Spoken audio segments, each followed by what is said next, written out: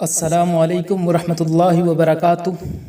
وعدے کے مطابق میں پھر سے حاضر ہوں ایک بہت ہی خاص ویڈیو کے ساتھ۔ آج کی اس ویڈیو میں آپ کو حضور پاک صلی اللہ علیہ وسلم پر مضمون کیسے لکھے وہ میں آپ کو آج کی اس ویڈیو میں بتانے والا ہوں۔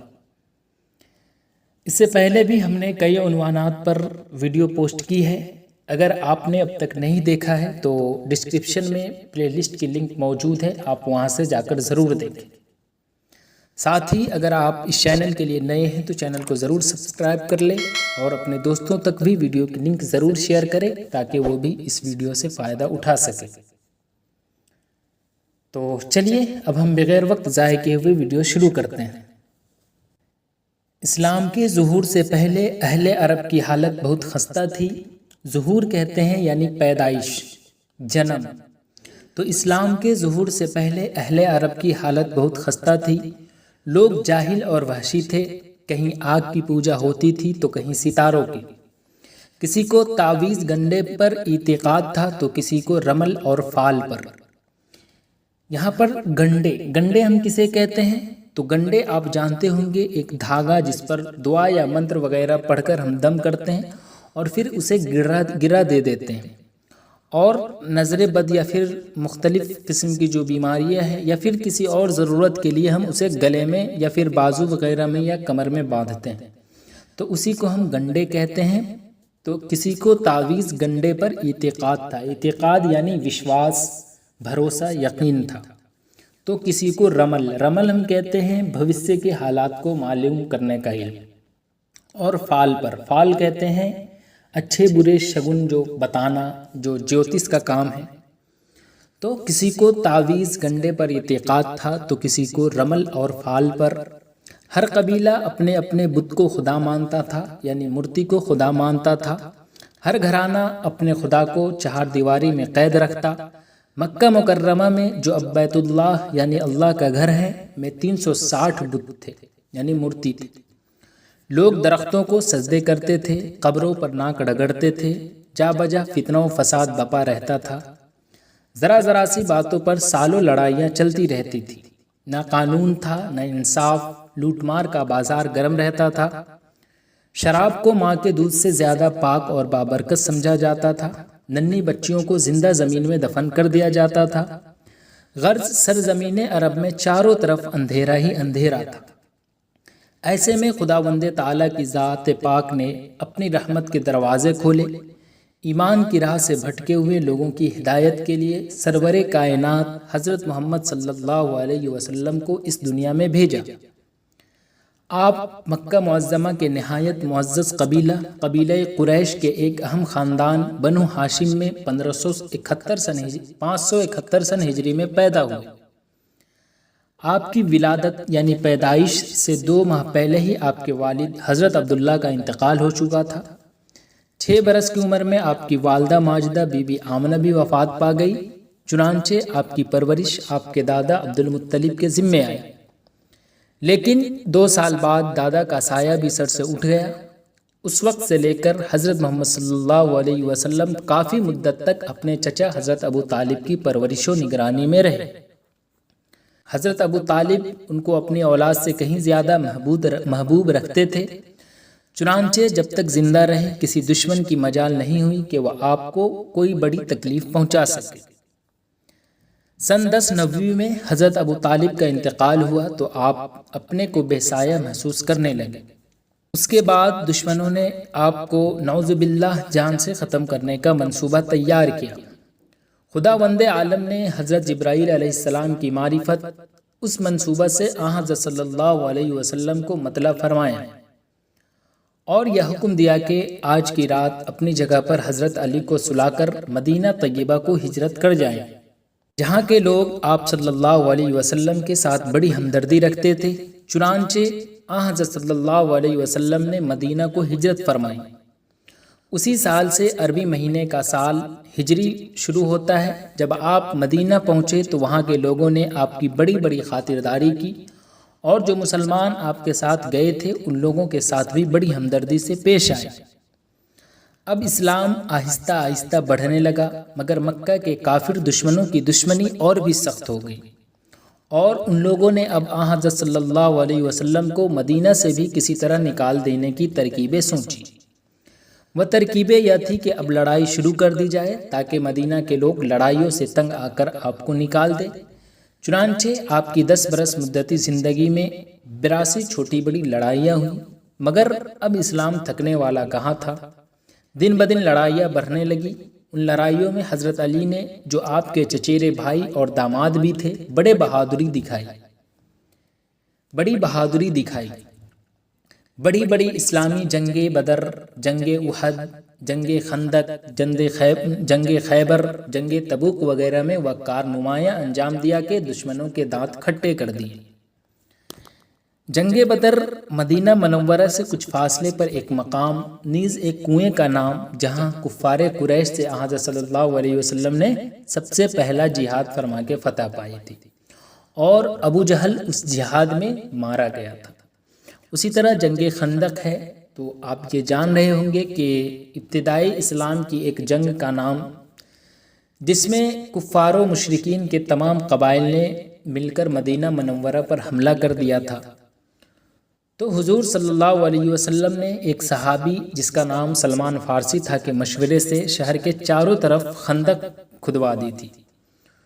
تو اس کے بارے میں اگر آپ اور ڈیٹیل میں پڑھنا چاہتے ہیں تو یا تو یوٹیوب پر سرچ کر لیں یا پھر آپ کتاب سے پڑھیں، کیونکہ میں اگر ان ٹاپک پر بات کرنے لگوں تو ویڈیو کافی لمبی ہو جائے گی۔ تو بڑی بڑی اسلامی جنگ بدر، جنگ احد، جنگ خندق، جنگ خیبر، جنگ تبوک وغیرہ میں وہ کارنامیاں انجام دیا کہ دشمنوں کے دانت کھٹے کر دیے۔ حضرت صلی اللہ علیہ وسلم نے اسلام پھیلانے میں ایسی مصیبتیں برداشت کی کہ ویسی کسی نبی نے بھی برداشت نہیں کی ہوگی، جس کے نتیجے میں اسلام کا بول بالا ہوا۔ بڑی بات یہ تھی کہ آپ دشمنوں کی ڈالی ہوئی مصیبتوں پر انہیں برا بھلا نہیں کہتے تھے، بلکہ ان کے ساتھ بڑے اخلاق سے پیش آتے رہے۔ اسی وجہ سے خداوند پاک نے آپ کو قرآن پاک میں خلق عظیم کے لقب سے یاد فرمایا ہے۔ جوان ہوئے تو آپ نے ایک امیر بیوہ حضرت خدیجہ کی ملازمت اختیار کی۔ آپ نے اپنے فرائض اس خوش اسلوبی کے ساتھ انجام دیے کہ حضرت خدیجہ نے آپ کو شادی کا پیغام بھیجا۔ خوش اسلوبی یعنی کسی بھی کام کو اچھے طریقے سے کرنے کا عمل ہی خوش اسلوبی کہلاتا ہے۔ آپ نے اس پیغام کو قبول کر لیا اور 25 سال کی عمر میں ان سے شادی کر لی۔ اس وقت بی بی خدیجہ کی عمر 40 سال تھی۔ آپ صلی اللہ علیہ وسلم جب 40 سال کے ہوئے تو اللہ نے آپ کو اپنا رسول بنایا۔ جبرائیل علیہ السلام آپ صلی اللہ علیہ وسلم کے پاس وحی لے کر آئے۔ آپ صلی اللہ علیہ وسلم کی رسالت پر ایمان لانے والوں میں سر فہرست آپ صلی اللہ علیہ وسلم کی بیوی حضرت خدیجہ تھی۔ آپ صلی اللہ علیہ وسلم نہایت صبر و استقلال کے ساتھ اللہ کا پیغام لوگوں تک پہنچایا۔ صبر و استقلال، اگر ہم صبر و استقلال کے معنی اور مفہوم کی بات کریں تو صبر کے لغوی معنی روکنے اور برداشت کرنے کے ہیں، یعنی اپنے نفس کو خوف اور گھبراہٹ سے روکنا اور برداشت کرنا۔ وہیں استقلال کے لغوی معنی کیا ہوتا ہے؟ تو استقلال کے لغوی معنی جو ہوتے ہیں وہ استحکام اور مضبوطی کے ہیں، یعنی صبر و استقلال دل کی مضبوطی، اخلاقی بلندی اور ثابت قدمی کا نام ہے۔ قرآن مجید میں صبر کی بڑی فضیلت اور اہمیت بیان کی گئی ہے۔ آپ کو معلوم ہوگا کہ قرآن میں حضرت لقمان کی اپنے بیٹے کو نصیحت نقل کی گئی ہے۔ سورہ لقمان آیت نمبر 17، جس کا میں ترجمہ آپ کے سامنے رکھ رہا ہوں۔ اور جو مصیبت تجھے پیش آئے اسے برداشت کر، یہ بڑے عزم کی بات ہے۔ اسی طرح ایک دوسری جگہ قرآن پاک میں سورہ بقرہ آیت نمبر 153 میں ہے، جس کا میں ترجمہ آپ کو بتا رہا ہوں، بے شک اللہ صبر کرنے والوں کے ساتھ ہے۔ تو صبر و استقلال کے معنی اور مفہوم تو آپ جان لیے۔ جب معنی اور مفہوم اگر آپ جان ہی لیے تو ایک واقعہ جو حضور پاک صلی اللہ علیہ وسلم کے صبر و استقلال کے حوالے سے ہے وہ بھی آپ سن لیں۔ ہوا کچھ یوں تھا کہ ایک دن حضور پاک صلی اللہ علیہ وسلم خانہ کعبہ کے نزدیک نماز پڑھ رہے تھے۔ حرم شریف میں اس وقت کفار کی ایک جماعت موجود تھی۔ عقبہ بن ابی معیط نے ابو جہل کے اکسانے پر کیا کیا کہ اونٹ کی اوجھڑی جو ہے نا وہ سجدہ کی حالت میں حضور پاک صلی اللہ علیہ وسلم کی پشت مبارک پر ڈال دی۔ پشت کسے کہتے ہیں؟ تو پشت ہم کہتے ہیں پچھلا حصہ، یعنی پیٹھ پر انہوں نے کیا کیا کہ ڈال دی۔ اور وہ جو کفار و مشرکین جو تھے وہ زور زور سے ہنسنے لگے۔ اسی میں سے کسی نے کیا کیا کہ حضور پاک صلی اللہ علیہ وسلم کی بیٹی یعنی صاحبزادی جو جنت میں عورتوں کی سردار ہے حضرت فاطمہ رضی اللہ عنہما کو اس واقعہ کی اطلاع دے دی۔ اب حضرت فاطمہ رضی اللہ عنہما فوراً دوڑی ہوئی آئی اور کیا کہتے ہیں وہ جو غلاظت جسے آپ گندگی کہتے ہیں وہ آپ صلی اللہ علیہ وسلم کی پیٹھ سے یعنی پشت سے دور کی، اور پھر وہ جو ہے نا کافروں کو بددعا دینے لگے۔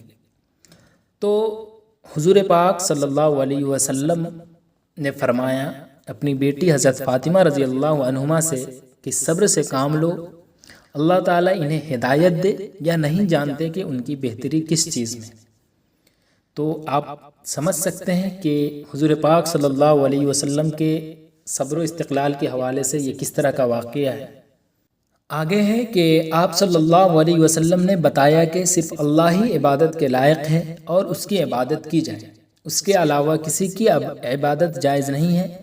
اس کے نزدیک امیر، غریب، عربی و عجمی، عربی وہ جو عرب سے جن کا تعلق ہو اور عجمی وہ جس کا تعلق عرب سے نہیں ہو، گورے اور کالے سب انسان برابر ہیں، وہ ازل سے موجود ہے اور ابد تک قائم رہے گا۔ 1632 عیسوی میں آپ کی وفات کے وقت مسلمان سارے عرب پر چھا چکے تھے۔ وصال کے وقت آپ کے ماننے والوں اور جانثاروں کی تعداد 1,24,000 تھی۔ اتنی تعداد کسی نبی کے ماننے والوں کی اس کی زندگی میں نہیں تھی۔ آج دنیا میں کوئی گوشہ ایسا نہیں جہاں مومن نہ بستے ہو۔ اہل اسلام کا عقیدہ ہے کہ حضرت محمد صلی اللہ علیہ وسلم کے بعد دنیا میں کوئی پیغمبر نہیں آئے گا، اس لیے آپ کو خاتم المرسلین یا پھر خاتم الانبیاء کہتے ہیں، یعنی آپ دنیا کے آخری نبی ہیں۔ تو ویڈیو کیسی لگی آپ کمنٹ میں ضرور بتائیں۔ پھر میں ایک اہم ویڈیو کے ساتھ حاضر رہوں گا، تب تک کے لیے اللہ حافظ۔